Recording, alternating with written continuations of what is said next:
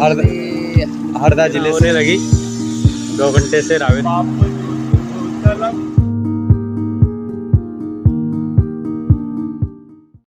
और ऐसे रास्तों से होकर हमें जाना पड़ता है हम जब किसी आश्रम की खोज है किसी स्थान पर जाते हैं।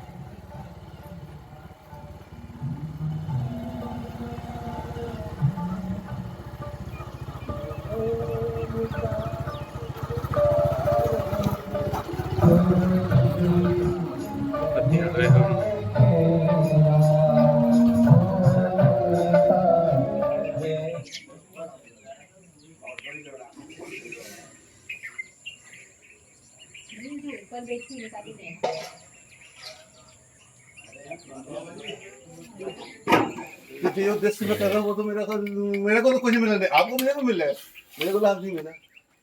चलो अभी पाएंगे। अरे अब देखना है तो अपलोड करेंगे, वो तो आप लोगों तक पहुंच ही नहीं थोड़ा घूमे। नर्मदे हर भैया अभी हम आए हैं माँ नर्मदा के इस पावन तट पर जहाँ गुप्त गंगा आश्रम है। इस आश्रम का संचालन करती हैं माताजी चित स्वरूपा माताजी दीदी माँ। और यह आश्रम कब से माँ नर्मदा के इस तट पर है, कैसे इस आश्रम की भूमिका रखी और इस रूप में आश्रम कितने वर्षों के संघर्ष के बाद इस स्थिति में यह आश्रम आया, ये सभी बातें आज हम माताजी से चर्चा करके जानेंगे। माताजी नर्मदे हर। सदगुरु भगवान की जय हो। माँ भगवती नर्मदा मैया के श्री चरण में कोटि कोटि प्रणाम। सभी भक्त मंडल को मेरा नर्मदे हर और प्रणाम। जी भैया। यह आश्रम तक आप कैसे पहुँचे, इस गांव में आप कैसे आए माताजी? भगवान सन 2018 में मैंने नर्मदा मैया की परिक्रमा किया भगवान। तो जी। गुरु कृपा से ऐसे मेरे भाव जागृत हुए कि मुझे मैया की परिक्रमा करना है। तो 9.5 महीना मुझे उस समय लगा और मैंने चतुर्मास राजपीपिया ओरी गांव में किया था। परिक्रमा पूर्ण करने के बाद पश्चात में पहले तो इस गांव से गुजरी थी भगवान। तो एक रात हमने यहाँ विश्राम किया था। तभी से मेरा संकल्प हुआ था कि मुझे मैया के किनारे रहना है। जब आप परिक्रमा में थे तो आश्रम में आप कहाँ रुके थे? कांकरियाओं गांव में रुके थे? पीतनगर रुकी थी। पीतनगर हनुमान मंदिर। हाँ जी, पीतनगर रुकी थी और इधर से निकली थी। और उसी समय ये जो दृश्य था, यहाँ का जो स्थान था, मुझे अच्छा लगा था और मैया से हमने प्रार्थना किया था कि मैया मुझे भी इस स्थान पे आपके आशीर्वाद और आपकी कृपा मिले ताकि मैं भी परिक्रमा वासियों की सेवा दे सकूँ। तो सन 2019 से अपने आश्रम में महारुद्र यज्ञ और श्रीमद् भागवत कथा का आयोजन चलता है और परिक्रमा वासियों की सेवा चलती है। तो पहले तो मेरी एक बांस की कुटिया थी भगवान जी, और ना मेरे पास लाइट ना पानी, बड़ी संघर्षमय मेरा जीवन रहा है। फिर भी माँ की कृपा, सदगुरु महाराज की कृपा से आज मैं जो कुछ भी हूँ, गुरुदेव की कृपा और मैया की कृपा से यहाँ सारी गतिविधियाँ हो रही हैं। हमारा यही निवेदन है आसपास के ग्रामवासियों से कि गुप्त गंगा आश्रम कांकरियाओं में जो उमेश त्रिवेदी जी द्वारा श्रीमद् भागवत कथा हो रही है उसको आप भी आश्रम में आकर श्रवण करें। और बड़ा सुंदर आश्रम है ये नर्मदा तट पर। तो प्रयास रहे आप पहुँचे यहाँ आकर 7 दिवसीय भागवत कथा कर रहे हैं। माई का यह सुंदर दृश्य आप देख रहे हैं मैया के तट पर, जो सामने आपको दिख रहा है उत्तर तट पर धारेश्वर महादेव है। धारेश्वर के ठीक सामने गुप्त गंगा आश्रम है और दीदी माँ आश्रम में अपने प्रयासों से जो भक्त लोग जुड़े हैं उनसे यही कहना चाह रही हैं कि ज़्यादा से ज़्यादा लोग इस गुप्त गंगा आश्रम से जुड़े और हर वर्ष जो नर्मदा परिक्रमावासी आते हैं उनकी सुविधा के लिए भी अभी निर्माण कार्य शुरू किया है, लगभग पूरा हो जाएगा। तो सभी भक्त इस आश्रम में पहुँचे और जो सेवा के लिए संतों का जीवन होता है उस का उन्हें अवसर प्रदान करें। दीदी माँ, आपके गुरुदेव के बारे में बताएं थोड़ा। जी, मेरे गुरु महाराज जी हैं धार से, श्री रामानंद जी भगवान जी। आप ज़्यादा समय मौन रहते हैं भगवान जी, और यहाँ पे 4 साल पधारे नहीं गुरु महाराज जी। गुरुदेव का आदेश था कि बेटा आप मैया की परिक्रमा करें, और माँ नर्मदा तट पर तितीक्षा की देवी है तो आप वहाँ साधना करें। पर मेरा संकल्प और उद्देश्य था कि मुझे परिक्रमावासियों की सेवा करना है, और इस तरीके से बस गुरु आज्ञा का पालन कर रहे हैं भगवान जी। अपनी सेवा निरंतर चल रही है। सभी से मैं यही अनुरोध करूंगी कि मुझे आप सभी का स्नेह मिले, प्रेम मिले, और ताकि मुझे एक शक्ति मिले, तो इस कार्य को मैं और अच्छे से कर पाऊँ। अभी जो आश्रम में और निर्माण कार्य चल रहा है, जी जैसा आपने बताया परिक्रमावासियों के लिए रुकने की व्यवस्था की जा रही जी है, जी, तो ये कब तक पूरा हो जाएगा? ये भगवान कार्य चल ही रहा है अभी अपना। 4 रूम के जो कुटिया अपनी बनाई है, और 3 शेड डल गया है, लेकिन उसका जो प्लास्टर है वो बाकी है। अभी वृक्षारोपण अभी आधा हुआ है, आधा कुछ बाकी है। और यहाँ पर शिव मंदिर बनाने का हमारा संकल्प है, क्योंकि अपने यहाँ विगत 5-6 साल से सतत महारुद्र यज्ञ होता है, और एक बार अतिरुद्र भी हो चुका है, और हर साल अपने भागवत जी की कथा का आयोजन भी रखते हैं। ये सब गुरु कृपा और मैया के आशीर्वाद से हो रहा है, और आप जैसे सब भक्तों की कृपा और आशीर्वाद से प्रभु जी। अन्य क्षेत्र जो अभी संचालित है हमेशा संचालित रहेगा परिक्रमावासियों के जी लिए? जी भगवान जी, बिल्कुल। क्योंकि सेवा से बढ़ के कोई चीज़ नहीं। अपन ने भी परिक्रमा किया है, तो सबकी तन मन धन से सेवा हो, और सेवा ही मैं समझती हूँ कि सबसे बड़ा भजन है भगवान जी। मैया किनारे यदि अपन है तो अपने सेवा अच्छे से हो, ये मेरे भाव है। तो जैसा मैंने बताया अभी जो आश्रम, आप सभी को जानकारी के लिए मैं बता देता हूँ। जब हम टोकसर से चलते हैं परिक्रमा के लिए, तो टोकसर से चलकर हम आ जाते हैं प्रीतनगर, और प्रीतनगर से 3 किलोमीटर पड़ता है काकरियाव गांव।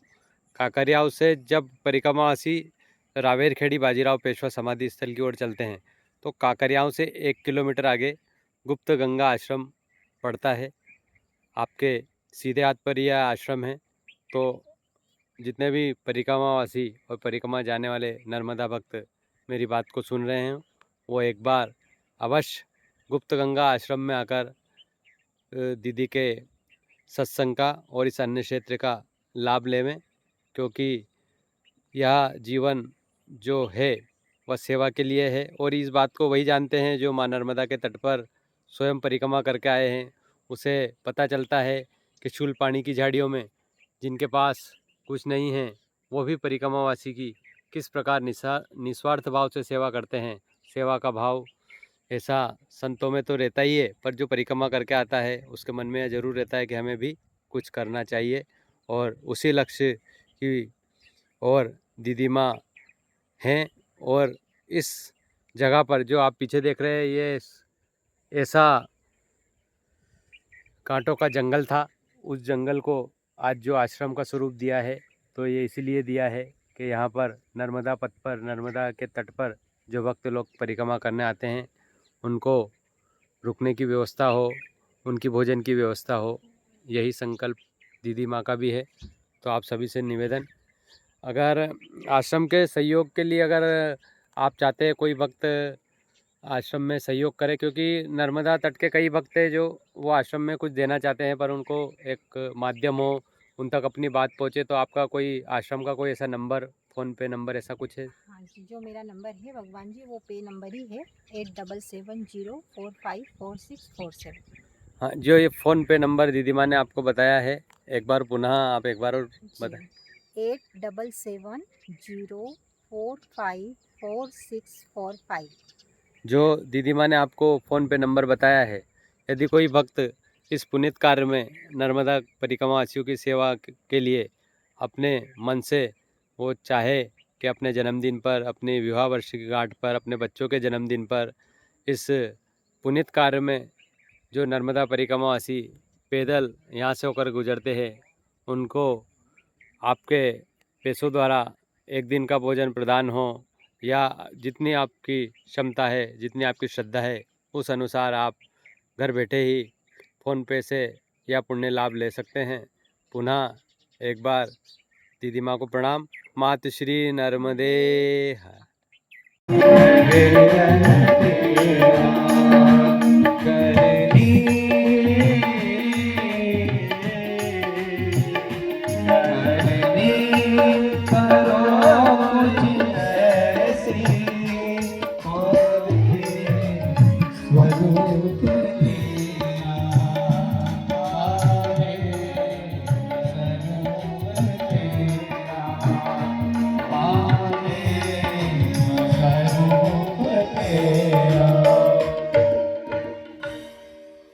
सुन ले प्यारे, 2 दिन का है ये डेरा, ऐसी कोई करनी करे जिससे हम आत्म स्वरूप में स्थित हो पाए।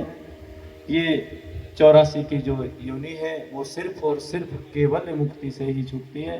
सायुज मुक्ति, सालोक्य मुक्ति, सारूप्य मुक्ति यदि प्रभु चाहेंगे तो वहां से बैकुंठ से भी जैसे जय विजय नीचे आए वैसे आना पड़ता है। तो सालोक्य मुक्ति, सारूप्य मुक्ति या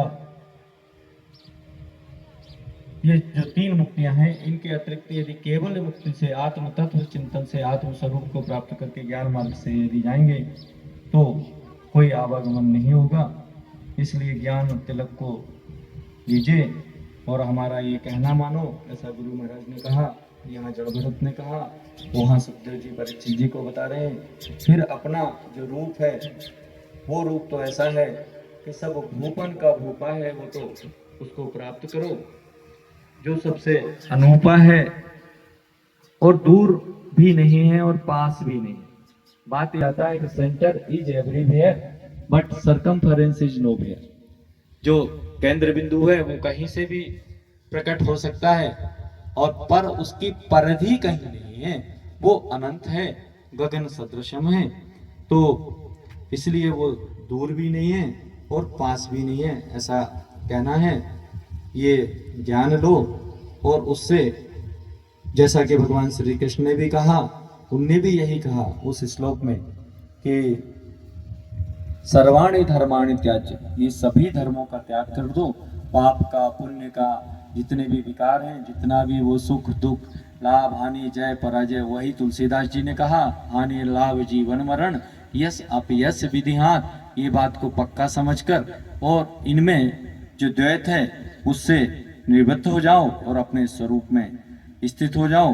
तो कृष्ण ने भी यही कहा कि आप सर्वाणि धर्माणि त्याज्य मामेकम शरणम व्रज अहम त्वाम सर्व पापेभ्यो मोक्षयिष्यामि मा शुचा। मैं तुम्हें उन्होंने बता दिया कि रघुगुण तुम वही हिरण हो जो मेरी गोद में आश्रम का और बैठते थे और तुम्हारे वियोग में मैंने का आयोजन चल रहा है। हिरण बना था और मैं वही भरत हूं। माई का इधर तट आ गया, जिस समय आपको बता रहा हूँ यहाँ अवधूति चली गई। ये मेरा गुरु महाराज की कृपा से व्यवस्था बनती है आश्रम की। अपने कुछ पहले यहाँ महायज्ञ हुआ था स्वरूप में बैठा हुआ है, और जैसे कि सुखदेव महाराज जी बैठे हैं, गुरु महाराज बैठे हैं। यदि आत्म तत्व में, आत्म स्वरूप में कोई परिक्रमावासियों के लिए उसके बाद जो व्यवस्था बनाई जाती है, ये कुछ भी कहें जो संसारियों की दृष्टि साधु संत के लिए भोजन बनता है यहाँ पर। जैसे आसमान में बादल आते हैं सामने मैया और चले जाते हैं, आसमान हमेशा वो तत्व तो हमेशा निर्भर रहता है। इसलिए जो दिखाई दे रहा है सामने दारेश्वर महादेव है। अवधूत के स्वरूप में किया। इसमें भागवत जी में एक बहुत महत्वपूर्ण बात आई है। पंडित जी लोग बुरा मत मानना, थोड़ा विनोद की बात है, थोड़ा हंस लें। जो ज्योतिषी होते हैं, अखंडानंद जी ने कहा है भगवान, वो भी उनके दादा परदादा और वो सब बहुत ज्योतिषी थे। उनकी उम्र ही बता दी थी कि 19 साल से ज्यादा तुमको जीना नहीं है ना। आपका जो मार्केस है, जो आप शनि की महादशा में पैदा हुए हैं, तो आपका जो मार्केस आ रहा है वो 19 साल में आ रहा है, तो आप जिंदा रह ही नहीं सकते। तो महात्माओं ने कहा था कि मृत्यु को तो नहीं टाल सकते, पर आपके उसके भय को टाल सकते हैं। तो अखंडानंद जी ये भी बोलते हैं कि मैं थोड़ा ज्योतिष देखना जानता था। ये जो 7 दिन में 3 बार चंद्रमा की स्थिति आती है, नक्षत्र आपके 27 रहते हैं, 12 राशियां रहती हैं, तो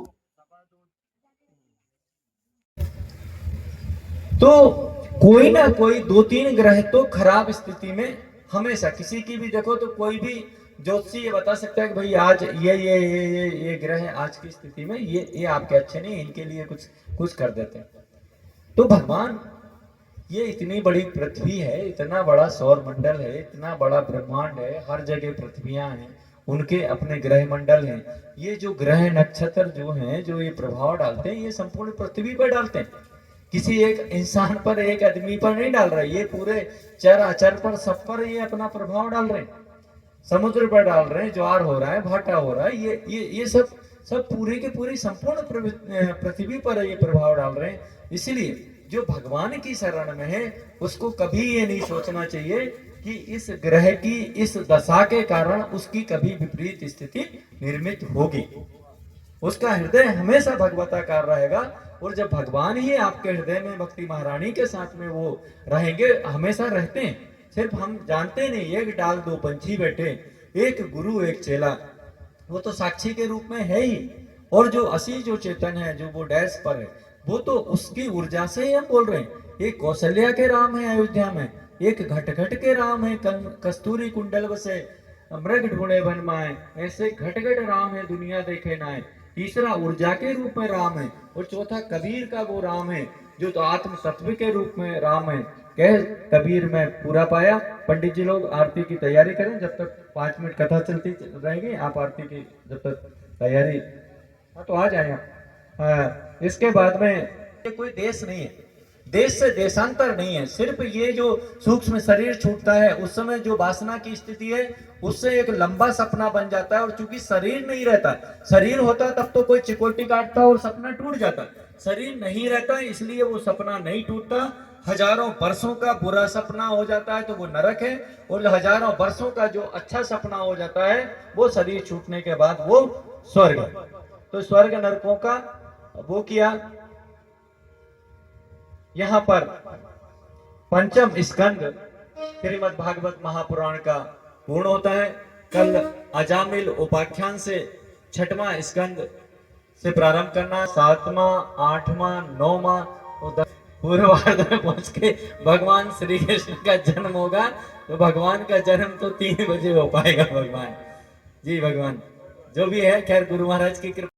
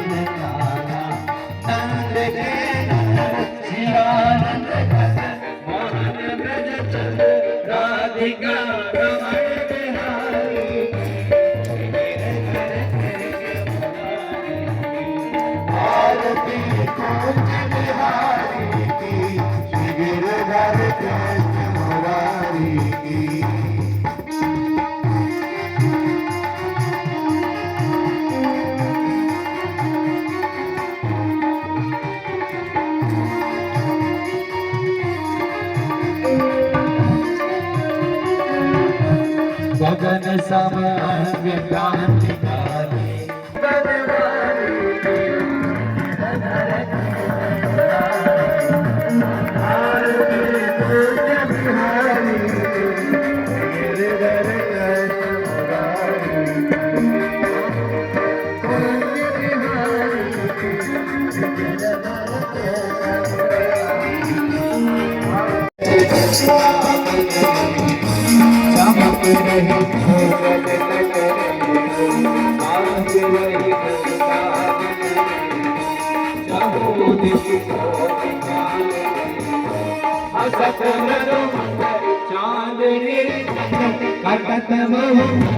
तेरे सुन की